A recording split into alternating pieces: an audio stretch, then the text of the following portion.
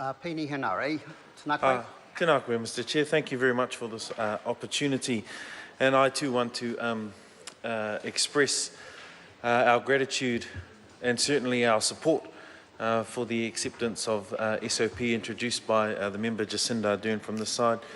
Mr. Chair, with my brief contribution at this point in time, Mr. Chair, I do want to speak to some of the other SOPs that have been presented for the Judicature Modernisation Bill by our side of the House, certainly my colleague Jacinda Ardern and of course Lewis Wall.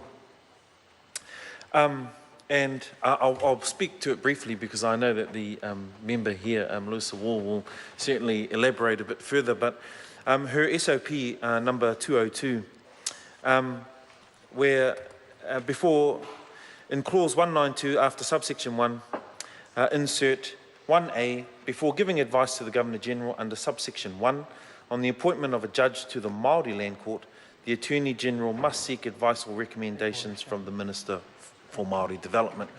While some might say that that's a convention that's already in place, that that is what already takes place currently, we'd like to see that that be put into this particular bill by way of this SOP to allow to, I guess, cement that process in place to make sure that the person who is responsible for pushing through the Te Ture Whenua, the current Te Ture Whenua bill, and also overseeing the Te Ture Whenua Act, actually has a role to play in advising the Attorney-General to make sure that in the vein of Puao Te Atatu, that the services that are being given, those who are doing the service actually reflect the people that they are serving.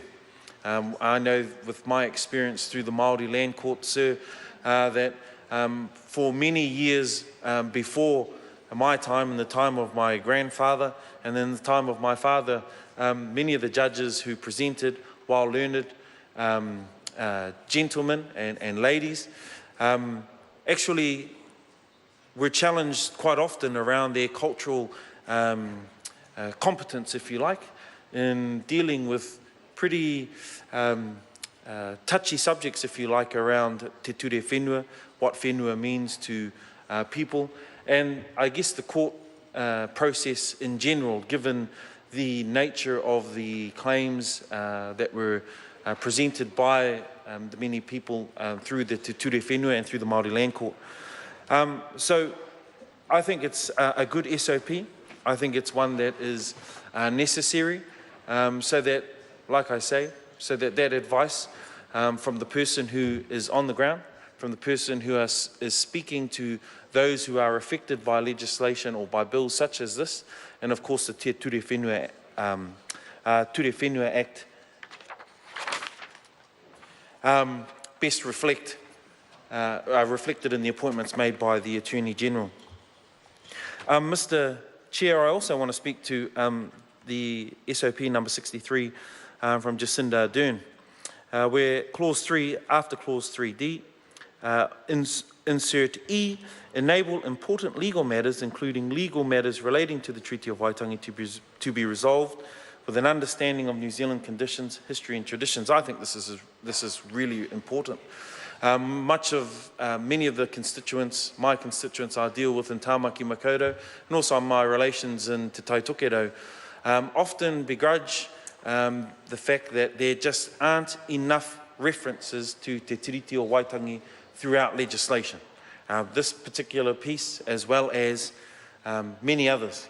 But this SOP looks to change that in clause 3 by enabling important legal matters, including legal matters relating to the Treaty of Waitangi. And what I also like too with this is it gives it context so that it be resolved with an understanding of New Zealand conditions, history and traditions. And I think that that's a very good step forward. The ongoing debate around the Treaty of Waitangi and its place in our country, some would rather see it closed and others want to have this debate continue. As we move forward as a country, I think it's important that such an SOP be included in this particular bill to make sure that those voices and that dialogue can be heard around the Treaty of Waitangi. I call the whistle all.